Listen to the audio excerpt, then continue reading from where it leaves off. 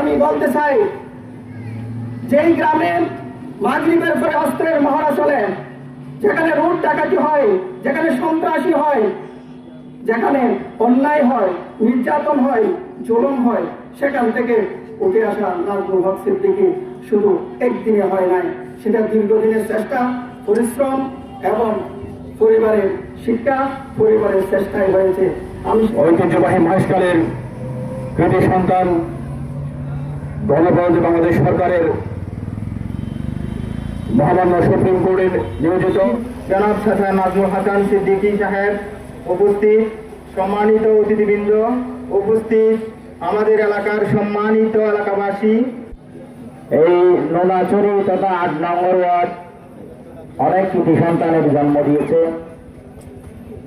সর্বশেষ আমাদের মাঝে উপস্থিত আছেন আজকের অনুষ্ঠানের মুখ্যমন্ত্রী জনাব অ্যাডভোকেট নাজমুল হাসান সিদ্দিকী, উপস্থিত আছেন মঞ্চে আমাদের অতিথিবৃন্দ, সামনে আমাদের মিডিয়া কর্মী এবং আমার সামনে উপবিষ্ট আছেন যুব সমাজ, তরুণ সমাজ, মুরব্বী ও সম্মানিত সুধী মণ্ডলী, সকলকে জানাচ্ছি কৃতজ্ঞতা, ভালোবাসা, সালাম। আসসালামু আলাইকুম ওয়া রাহমাতুল্লাহি ওয়া বারাকাতুহু। আপনারা জানেন আজকে আমরা যাকে সম্বর্ধনা দিতে যাচ্ছি সে আমাদের ৮ নম্বর ওয়ার্ডের কৃতি সন্তান, আমাদের স্যার জনাব জাবের আহমদ সিদ্দিকীর বড় পুত্র। উনি একদিনে নাজমুল হাসান সিদ্দিকী হয় নাই, উনি হাঁটে হাঁটে পা পা করে এই প্রত্যন্ত অঞ্চল থেকে সর্বোচ্চ বিচারালয়ে গিয়ে পৌঁছেছেন। সিদ্দিকী হওয়ার জন্য তার পরিবারের অবদান আছে। তেমনি ভাবে আজকে যদি আমি বলতে চাই, যেই গ্রামে মাগরিবের পরে অস্ত্রের মহড়া চলে, যেখানে লুট ডাকাতি হয়, যেখানে সন্ত্রাসী হয়, যেখানে অন্যায় হয়, নির্যাতন হয়, জুলুম হয়, সেখান থেকে উঠে আসা নাজমুল হক সিদ্দিকী শুধু একদিনে হয় নাই, সেটা দীর্ঘদিনের চেষ্টা, পরিশ্রম এবং পরিবারের শিক্ষা, পরিবারের চেষ্টায় হয়েছে। আমি সেজন্য নাজমুল ভাইকে সম্বর্ধনার পাশাপাশি আমার স্যারকে আমি কৃতজ্ঞ করে স্মরণ করছি এবং স্যারের জন্য দোয়া করছি। কারণ এখানে এই স্যারের যেমন অবদান আছে, তাহলে এই সন্ত্রাসী যে আজকে রাজত্ব কায়েম হয়েছে, এটাও তেমনি কোনো না কোনো পিতা মাতার ইন্ধনে এখানে সন্ত্রাসীর জন্ম হয়েছে, কোনো নেতার ইন্ধনে এখানে সন্ত্রাসীর জন্ম হয়েছে।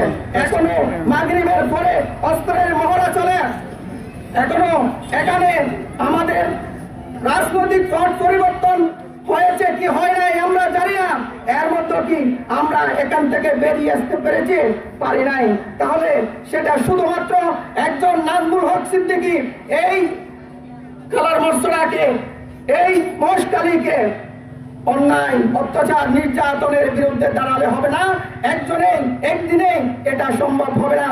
সেটা হবে আমাদের প্রত্যেকের অবস্থান থেকে আমাদের দাঁড়াতে হবে, আমাদের প্রতিবাদ করতে হবে অন্যায়ের বিরুদ্ধে, ন্যায়ের পক্ষে।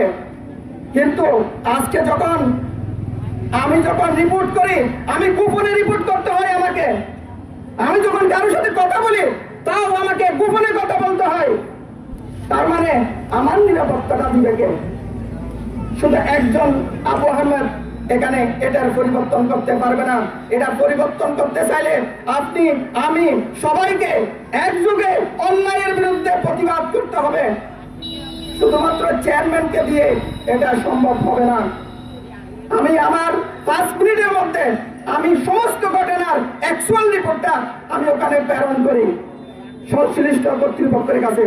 কিন্তু অনেকে মনে করে আবু আহমেদ তো চুপ, কিন্তু না, আমি যদি কোনো পক্ষপাতিত্ব করতাম, আমি যদি অন্যায়কে সাপোর্ট করতাম, আমি যদি অন্যায়কে যদি আমি লালন পালন করতাম, তাহলে এখানে 1 মাস 2 মাসের ব্যবধানে যে হত্যাগুলো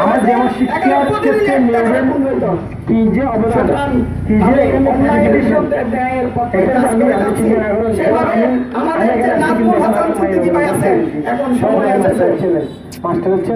ওনার কাজ হলো কি, উনি আজকে সর্বোচ্চ আদালতে গিয়ে পৌঁছেছেন, ওখানে আমার ভাইয়ের সুযোগ হয়েছে, অন্যায়ের বিরুদ্ধে অবস্থান নেয়া, অসহায় মানুষের পাশে দাঁড়ানো, সামাজিক সাম্য, মানবিক মর্যাদা, ন্যায় বিচার প্রতিষ্ঠা এবং আইন ও বিচারিক কার্যক্রমকে আরো গতিশীল ও ত্বরান্বিত করার লক্ষ্যে যেই ভূমিকা নাজমুল হক সিদ্দিকী করতে পারবে সেটা আমি আপনি পারবো না। তাহলে সময় এসেছে নাজমুল হক ভাইয়ের হাত ধরে আমরা এই কালার মার্শাল অন্যায়, অত্যাচার, নির্যাতন, জুলুমের বিরুদ্ধে অবস্থান নিব। আমরা একটা আদর্শ বাংলাদেশ, বাংলাদেশ, আমরা একটা ডিজিটাল বাংলাদেশ গড়ার বিনির্মাণে আমরা সকলে ঐক্যবদ্ধভাবে কাজ করবো ইনশাআল্লাহ। সংবর্ধনা অনুষ্ঠানে বক্তব্য রাখছেন আমাদের অপরেখা সন্তান জয়নাল আবেদিন। ভবিষ্যৎ কার্যক্রমকে যাতে আরো গতিশীল করতে পারে এবং এলাকাবাসীর যাতে আমরা সবাই মিলে একসাথে কাজ করতে পারি এই আশাবাদ ব্যক্ত করতেছি। এবং যারা আয়োজক কমিটি আছে তাদেরকে এই সুন্দর আয়োজনের জন্য ধন্যবাদ ও কৃতজ্ঞতা দিচ্ছি।